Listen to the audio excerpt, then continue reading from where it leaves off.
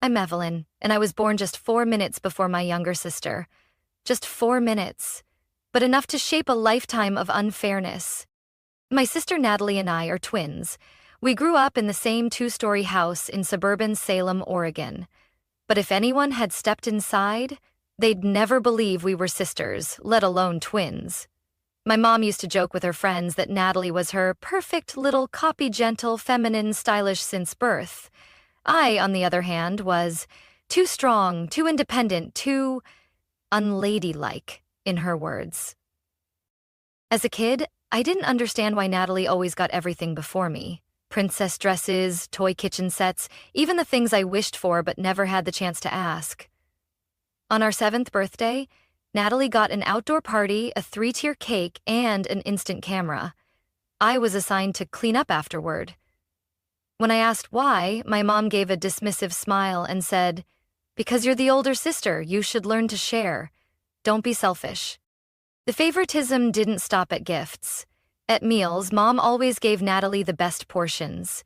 If Natalie spilled water or broke a bowl, I got blamed for not watching your sister. When I got an A, Mom nodded like it meant nothing. But if Natalie earned a B+, she bragged to the whole neighborhood.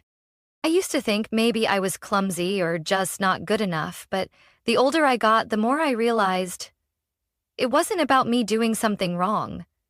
It was that I had never been looked at with fairness. I was a plan B in the very house I was born into. My dad, a quiet man who avoided conflict, never once stood up for me. He openly doted on Natalie, calling her his little princess, driving her to ballet every Saturday while I rode my bike alone to art class. Once, I asked him why he never came to watch me compete in art contests. He sighed and said, "You're already good. You don't need praise." It sounded encouraging, but all I felt was an emptiness that grew day by day. The only one who truly saw me, really saw me, was my grandmother. She was the first to teach me how to hold a paintbrush and always had butter cookies ready when I was down. She once said, "Evelyn, you're like me. People don't notice you right away, but once they do, they can't look away." I held on to that like a shield whenever I got hurt. I learned not to expect anything from my parents. I taught myself how to do homework alone, how to sew up my old clothes while Natalie went shopping with Mom. I learned to hold back tears when Mom said, "Why do you always look so grumpy? Be more like Natalie." I thought things would change when we got older, but they didn't. When we turned 18, our parents told me, straight to my face, that the college savings could only cover one of us. And of course, that one was Natalie. They didn't hide it. They weren't even sorry. They just said, "You'll figure it out. You're strong." That sentence repeated in my mind like a sentence being passed. I left home with exactly $217, 0 cents in my account, a suitcase of old clothes, and a laptop my grandmother left me before she passed. Everything I had, none of it came from my parents. And from the moment I stepped out of that house, I swore I'd never let anyone devalue me again. I rented a tiny room near the local community college. The walls were painted a faded yellow. The hardwood floors creaked with every step. But at least it was the first place I could call home. No yelling, no judgment, no denial of who I was. By day, I studied graphic design full-time. By night, I worked as a cashier at a 24-hour convenience store. Sometimes I was so tired I'd nod off while standing at the register. But I never complained. I didn't have the luxury of options. No parental safety net, no savings account in my name, no childhood friends to study with. I had only myself and a handful of dreams not yet realized. I always tried harder than others. Every assignment, I went beyond the requirements. Every personal project, I spent extra hours researching, tweaking, polishing. Partly out of passion, partly to prove I wasn't invisible. And slowly, it paid off. In my second year, I won a full-ride scholarship through a partner program with a prestigious university in Seattle. It was the biggest turning point in my life at that point. I remember my hands shaking as I opened the email. I had to read it 3 times before I believed it. The scholarship didn't just cover tuition, It included a monthly living stipend. For the first time in years, I could quit my night job and actually sleep. I texted my mom to share the news. No response. 2 days later, she replied, "Good. Natalie just got into an advanced yoga course. She'll be teaching soon instead of just following videos." I'm so happy. I reread that message. No matter what I did, it could never compare to Natalie doing yoga. I remember in 12th grade, I won first prize in a statewide art competition, and a famous judge said I had rare artistic instinct. I brought the painting home. Mom glanced at it and said, "So? You're going to be a starving artist? That's not a real career." A week later, Natalie posted a scribble online with the caption, "My first drawing gig."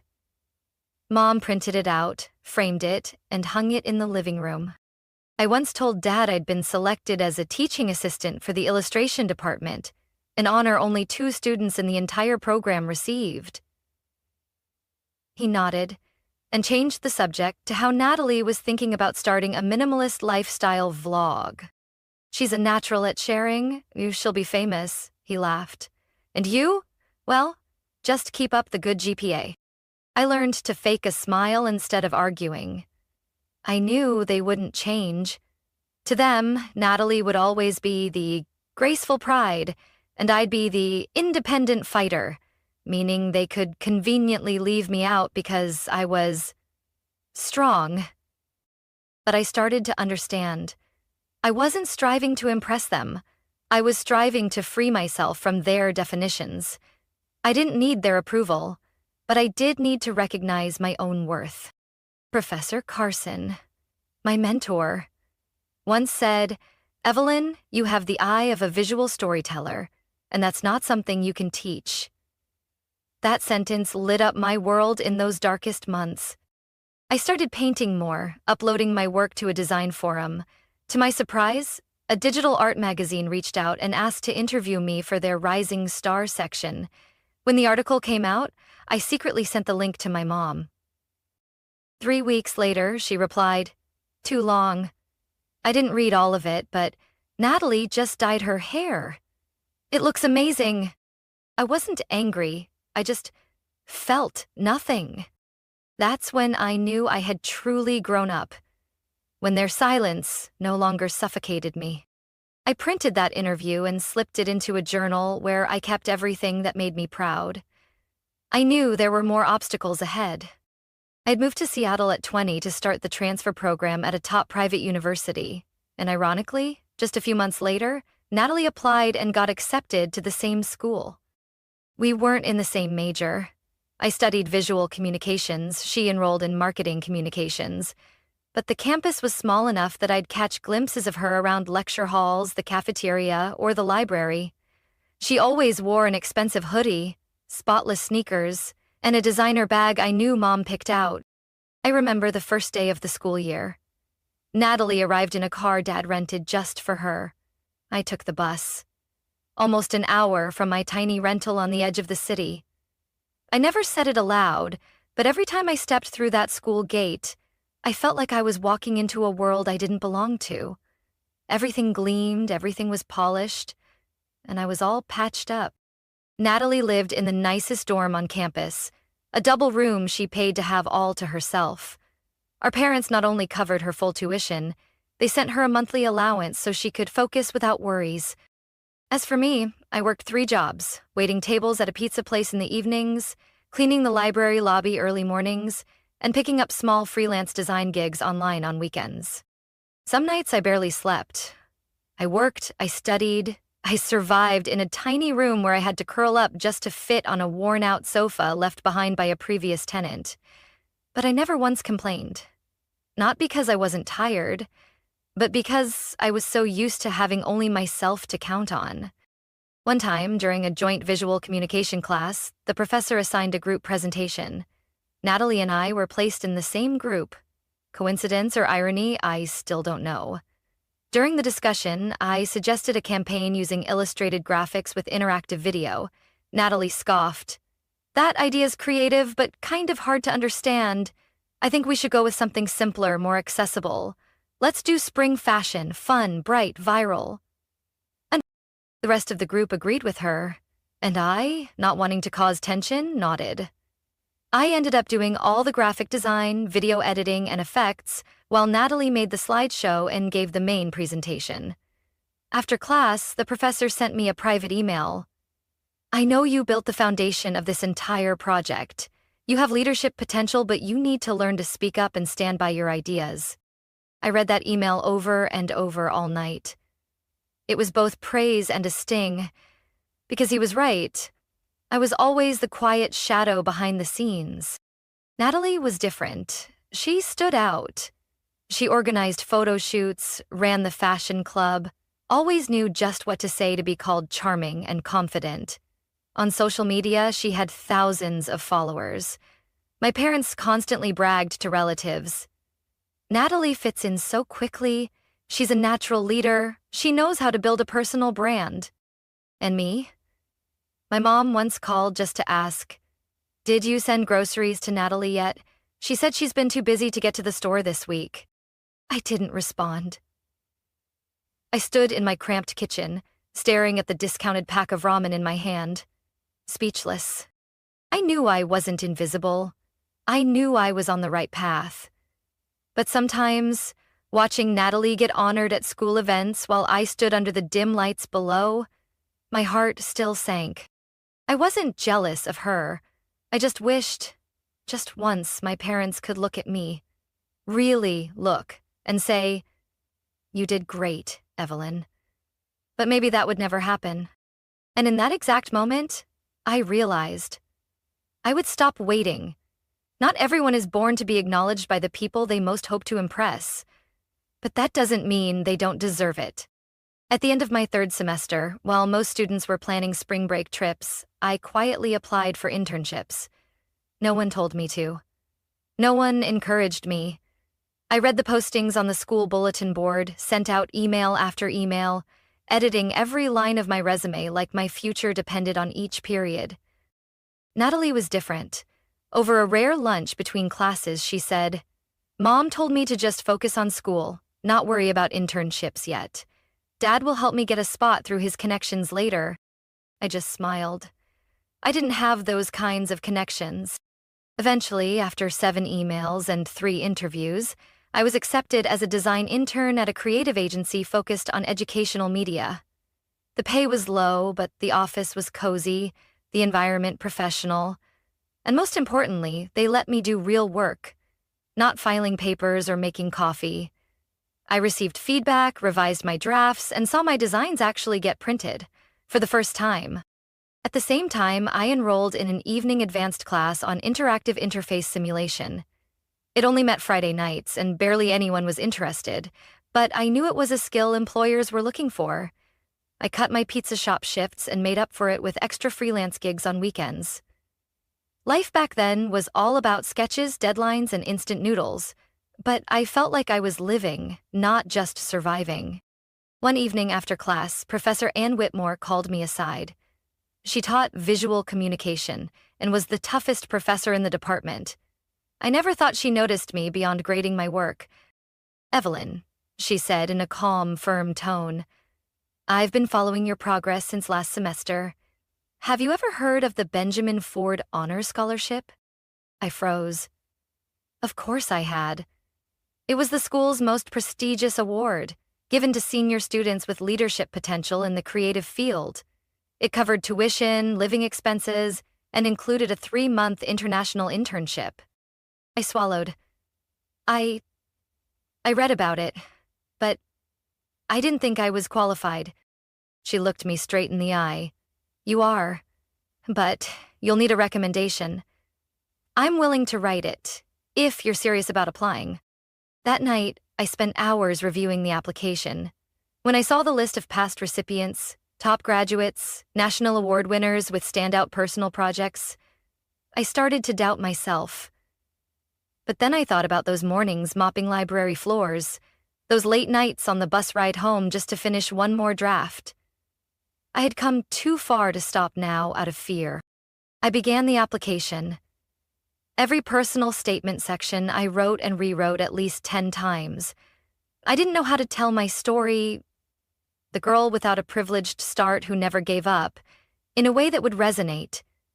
So I wrote it exactly as I had lived it. No sugarcoating, no hiding. 2 weeks later, I was called for an interview. Natalie found out. She casually asked, "Wait, you applied for the Ford Scholarship? I thought only, standout students got nominated." I didn't reply. I knew that to her, stand out meant being seen by many.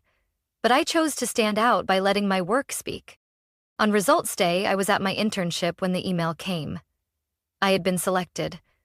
Not only that, I was one of just 3 students nationwide accepted into the International Internship Program in the Netherlands, a chance I once thought only existed in dreams. I stood in the office, hands trembling, eyes welling up. I didn't call my mom. I didn't text my dad. I didn't post it online. I simply emailed Professor Whitmore. "Thank you. I won't let you down." And silently I told myself, "Evelyn, you don't need anyone's validation. You just proved you're capable, resilient, and more than worthy." I received the Benjamin Ford Fellowship on a crisp March morning in Seattle. The confirmation email popped up while I was making coffee for my coworkers. My heart raced as I read the bold words, "Congratulations, you have been awarded the Benjamin Ford National Fellowship." I had to read it 3 times to believe it. I'd earned one of the top 5 national fellowships. Not by luck, but by every sleepless night, every painstaking revision, and every invisible effort no one had noticed. I did it. And I did it alone. All day I felt like I was floating. Coworkers hugged me. Professor Whitmore sent a short, heartfelt email. "I'm so proud of you, Evelyn." I thought I no longer needed anyone's recognition. But that night, back in my tiny apartment, I opened my phone and messaged my mom. "I just got the Benjamin Ford Scholarship. Only 5 people nationwide were selected.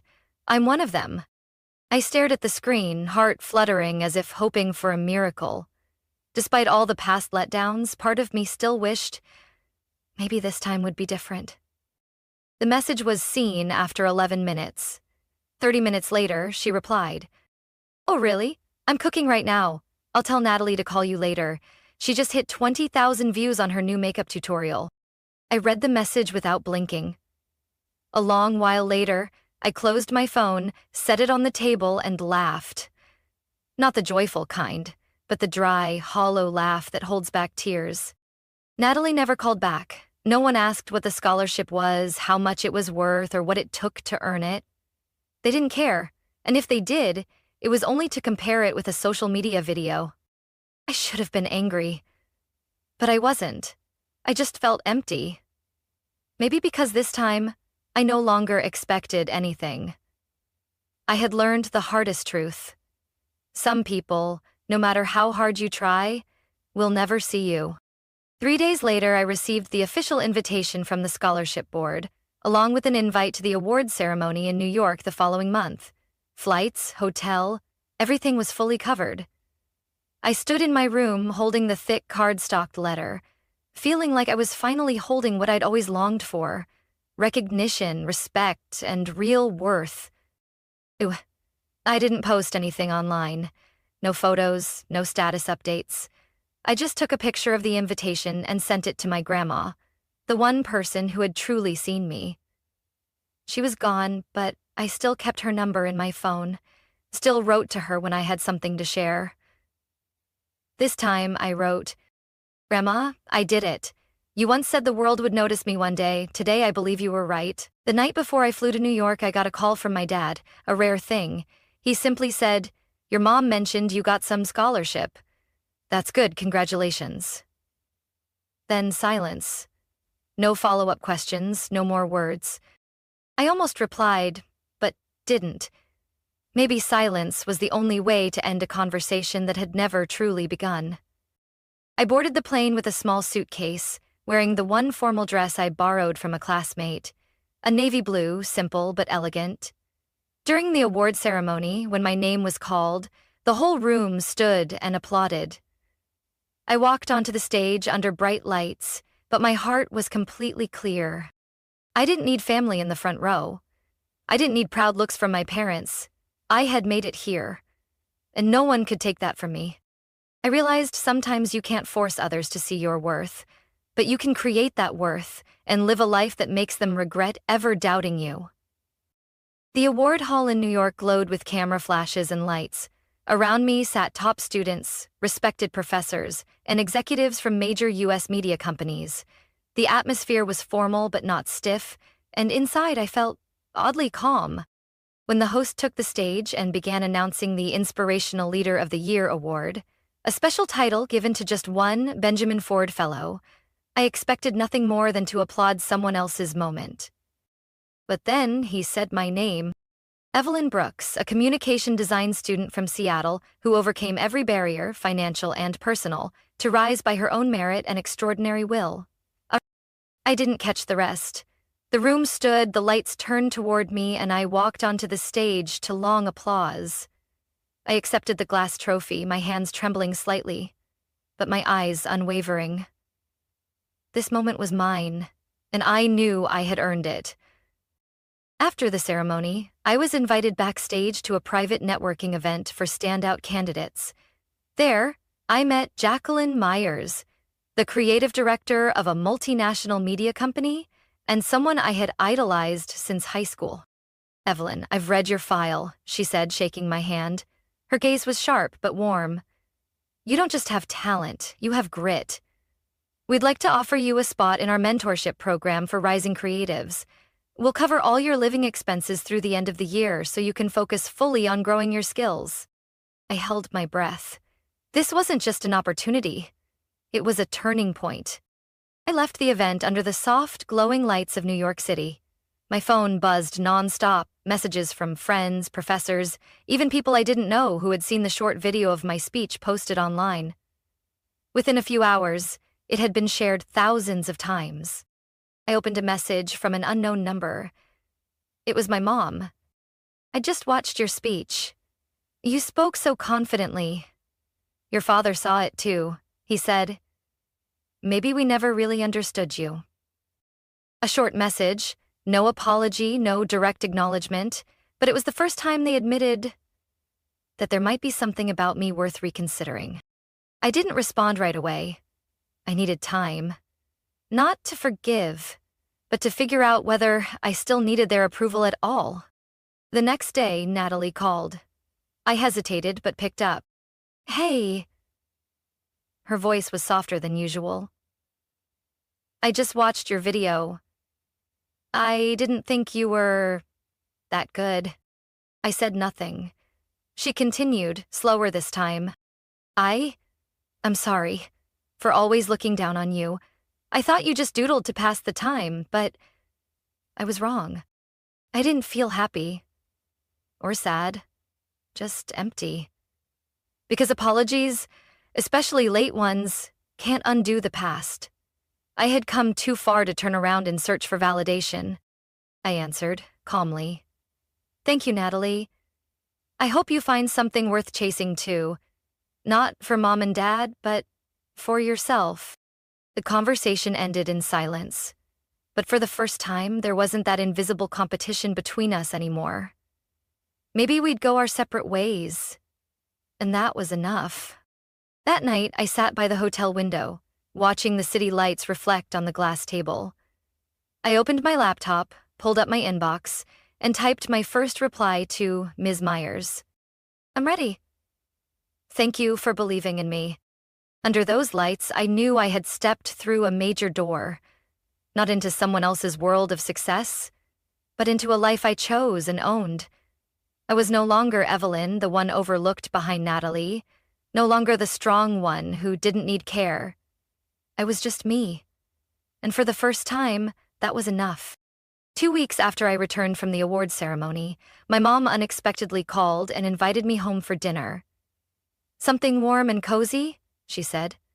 Her voice over the phone sounded different, gentler, like she was testing the waters to see if I'd refuse.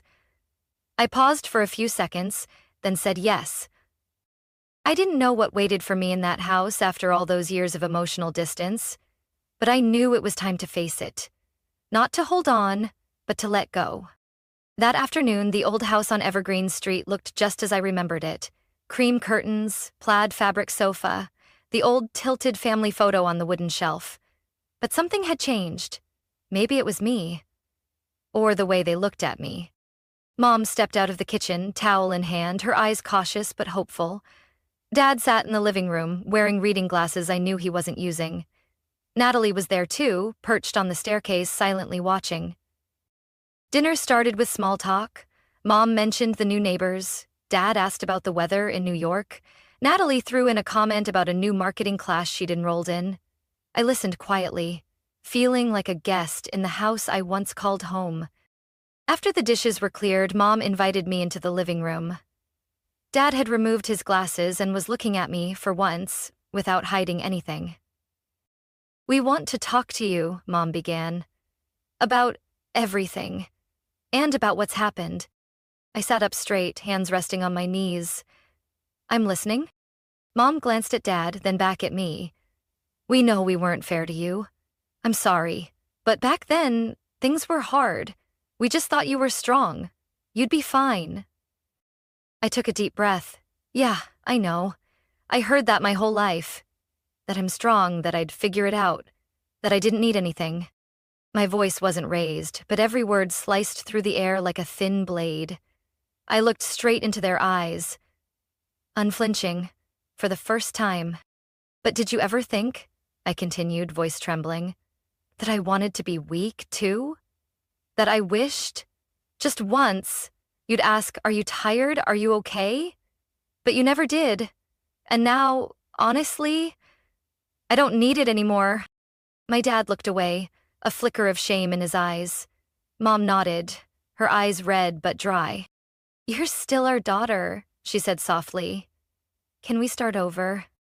I smiled, bittersweet but calm. Start over? Maybe, but it won't be the same, because now I have boundaries. I don't need approval anymore. I don't live for one-sided love. If you want to know who I am, I'll share, but if not, I won't wait. Natalie had stayed silent on the stairs through the whole conversation. As I stood to grab my bag, ready to leave, she called out, "Evelyn." I turned. She walked over, a little hesitant. "Do you think you made things harder?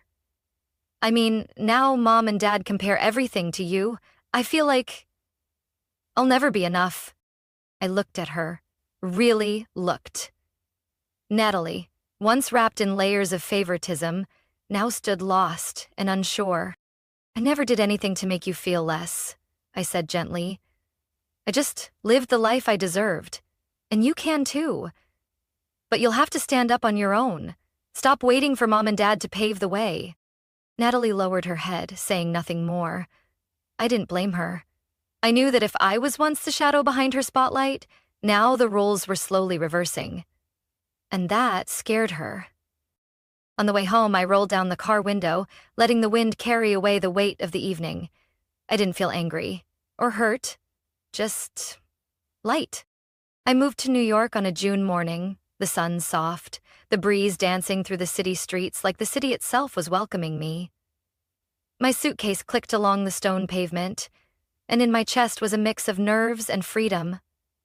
A new chapter opening, one I had chosen myself. The media company where I'd met Ms. Jacqueline Myers officially welcomed me to the creative team as an assistant project director. It was my first job after graduation, and the first place where my skills were truly valued. The office sat on the 22nd floor of a glass building near Midtown Manhattan. Every morning, I walked from my cozy Brooklyn apartment, coffee in hand, catching the scent of pastries from street vendors. Life in New York was fast and loud, but to me, it was a symphony of freedom and ambition. I had never felt like I belonged anywhere the way I did here. The job was demanding, but I thrived in the chaos. Intense brainstorming meetings, late-night idea revisions, projects displayed on billboards in Times Square. It all made me feel alive. Occasionally, I got messages from my mom, mostly holiday wishes, health updates, or distant family news I no longer cared about. I always replied, Polite, respectful. Not cold, but no longer close. There was now a soft distance between us. Not painful, but wide enough that I no longer expected anything. Natalie messaged me sometimes, too. A picture from her new yoga class, a fun video with her friends. Once, just a message. I suddenly remembered that pumpkin soup you used to make. I didn't know if it was a memory or an unspoken apology. I simply replied, "Yeah, I still remember how to make it." Even after letting go, sometimes, in the quiet nights of the city that never sleeps, my heart still tightened when I thought about family. Not because I was angry, because I had once loved them so much, I forgot myself. I focused on building a new world, a life not based on others' expectations. I learned to cook better, decorated my small apartment with my own artwork, occasionally attended weekend exhibits. My friends in New York were all self-made, people who had stumbled but stood back up. They didn't know my past, and I didn't need them to. One evening, over drinks with friends after work, someone asked me, "Evelyn, you always seem so strong and composed. Have you ever needed someone to lean on?" I smiled, without bitterness. I have, but I learned to lean on myself. And honestly, it's not a bad feeling. This city has taught me many things. That I don't need anyone to define me. That distance doesn't always mean loss. Sometimes, it's a space to reflect and realize what truly matters. I'm no longer the girl who waited for a father's glance, a mother's praise, or a genuine hug from her sister. I'm Evelyn, the version of myself that I had to fight to become. I still call home on major holidays. Mom talks more now, mostly about health, recipes, or what flowers the neighbor just planted. Dad usually just says hi, then goes quiet. Natalie sometimes jumps in with small talk. We all know the connection now is just a gentle obligation, not a tether of the heart. I left, not to run, but to begin a new life. One where I didn't need anyone's permission to live honestly. And here, in this city that never sleeps, I've finally awakened. I turned 26 on a clear fall morning in New York. No loud parties, no glowing candles on a cake, just a hot cup of coffee, a small pastry roll, and the soft sunlight spilling through the fifth-floor apartment window I now called home. I spent the morning reflecting on how far I'd come. From the child living in her sister's shadow, to the student juggling jobs at night, to the woman I am now. With a job I love, kind friends, and a little space of my own where I could breathe without walking on eggshells. I realized I no longer thought of my family with sadness or longing for approval. The half-hearted birthday calls from my mother became something I no longer expected. I still replied politely, but my heart wasn't in it. It wasn't indifference. It was peace. I used to think family was unchanging, that I had to earn love from the people who raised me. But the truth is, some relationships exist only out of habit and duty, not understanding or presence. One evening after work, I stayed late at the office to finish the final draft of a new project plan. The soft light poured over the desk as I looked up at the bulletin board, covered in notes, sketches, and reminders. And suddenly it hit me, this was all built by me. No one pushed me to succeed, no one held my hand. Every achievement was mine alone.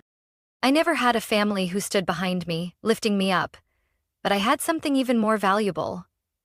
Belief in myself, even when the world didn't believe in me.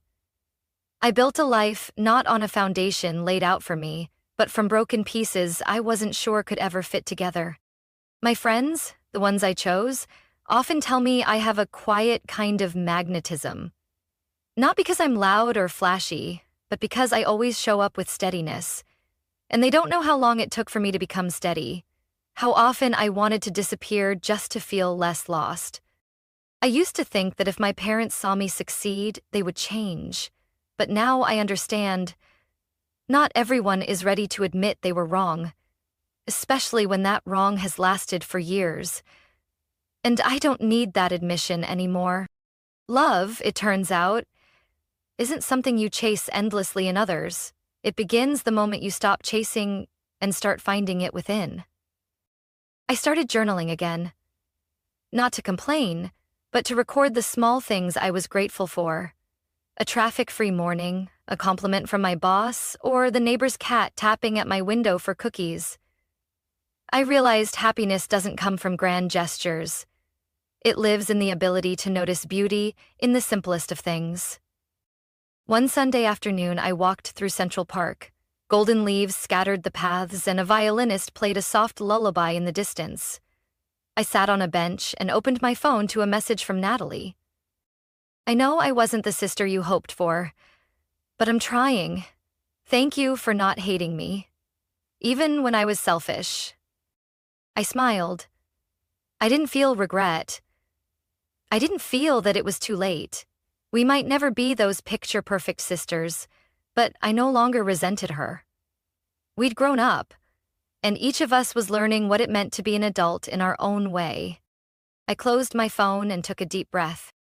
I'm still Evelyn, the girl who once dreamed of a warm family, who once broke down for being unseen, who once believed she wasn't enough. But now I know. I don't have to be enough in anyone else's eyes. I only need to be honest with myself. One spring morning, I sat in my small Brooklyn apartment. Sunlight filtered through the curtains, casting soft shadows across my desk as I sketched the first concepts for a personal project. Not for a client, not for anyone waiting, just because I wanted to, because I loved it. And I realized I had never felt more real. I had grown, not because I had a stable job or because my coworkers respected me, but because I no longer felt the need to prove anything to anyone. I still called home now and then to check on Mom's health. The conversations were short and gentle, no longer laced with bitterness.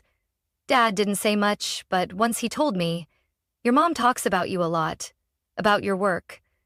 She's proud. She just doesn't know how to say it." I didn't ask for more. I smiled, thanked him, and changed the subject. Because I understood, some things don't need to be spoken aloud to be real. Natalie lives in Portland now.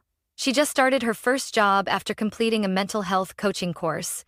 She sent me a picture of the small class she leads, along with a short note.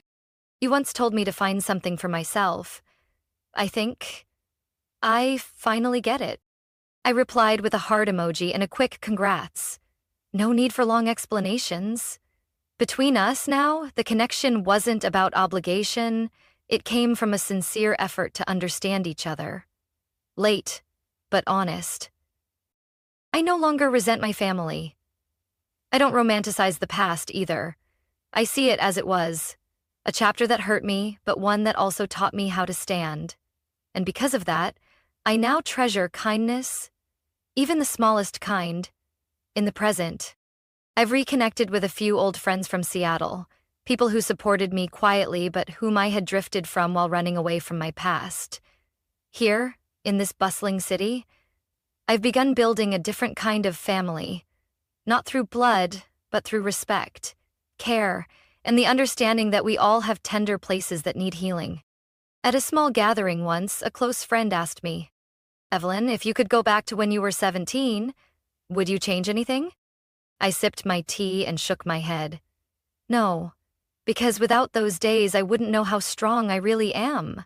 And maybe I wouldn't have learned how to love myself. I used to live to be seen, acknowledged, loved. Now, I live because I deserve a full life, unconditionally, without needing anyone else's validation. I hung a simple frame on the blank wall in my living room. Not a certificate or diploma, but a handwritten quote I crafted on handmade paper. "You are enough, always were, always will be." Every time I come home late, every time I feel overwhelmed, I look at that quote, and I remember what I've walked through. I wasn't born into a perfect home, but I've learned how to build one for myself, with bricks made of effort, self-respect, and a heart that no longer longs for what's behind me. Evelyn's story is proof that being born into a lack of love doesn't mean you're doomed to suffer forever. Though she was never truly seen by her family, she walked through the darkness alone and built a strong, successful life. Evelyn didn't choose resentment, she chose growth. She learned that true family is built on respect and unconditional love, and in the end, it was her resilience and self-worth that brought her lasting happiness. What do you think about Evelyn's journey? Have you ever felt the same way she did? Share your thoughts in the comments. And don't forget to follow the channel for more powerful, emotional stories about family and self-discovery.